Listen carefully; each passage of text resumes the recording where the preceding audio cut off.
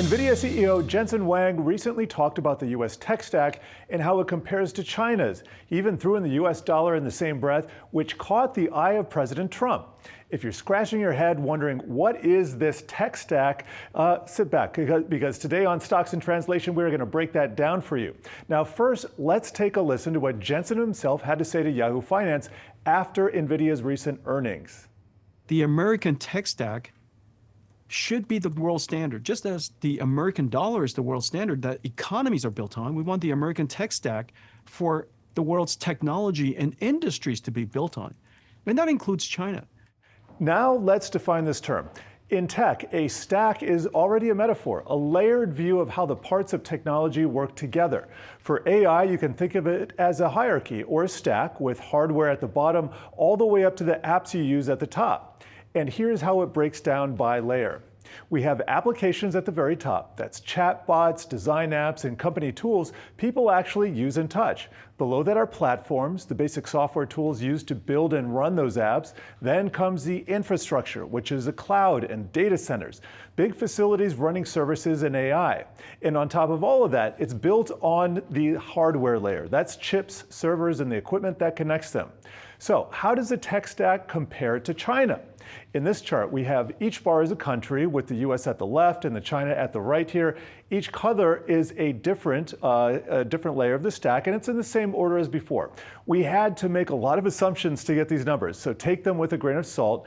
And what we're attempting to measure or estimate is the annual flow of revenue or sales for the hardware and software items. And for infrastructure, by the way, we're using capital spending instead of sales. The devil's in the details, as they say, but when you add it all up, it's easy to see that the hardware layer alone in the US, that's in the bottom in white, that is larger than the value of China's entire stack. And it all totals to about $725 billion annually in the US, compared to about $125 billion worth for China. So why bring up the business of the US dollar dominance? Because the dollar is the world's reserve currency, which is a widely held national currency used to trade, borrow, and save across borders. Reserve status means it's trusted, easy to move, and accepted everywhere. And now we can compare how widely the US dollar is held versus the Chinese yuan, its currency. If you add it all up, the world's currencies held by all the central banks, it comes out to the equivalent of over $12 trillion. And the US dollar share of that is just under $7 trillion, which means that the dollar makes up about 60% of the pie worldwide. And that compares to about $250 billion for China, or just under 2%. And getting back to Huang's original point, we can now compare US tech stack dominance to that of the US dollar. Here we have these two worlds side by side. The US tech stack is about 6 times as big as China's, so that ratio is 6 to 1. Meanwhile, the dollar's holdings are about 25 times that of the Chinese yuan, so that's a 25 to 1 ratio.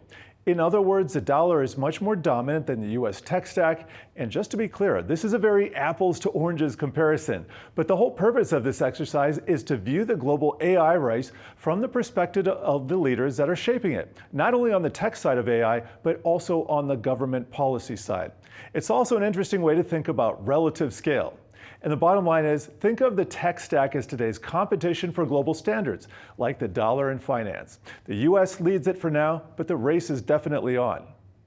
And tune into the Stocks in Translation podcast for more jargon-busting deep dives. New episodes can be found Tuesdays and Thursdays on Yahoo Finance's website or wherever you find your podcast. Stay tuned for more market catalysts.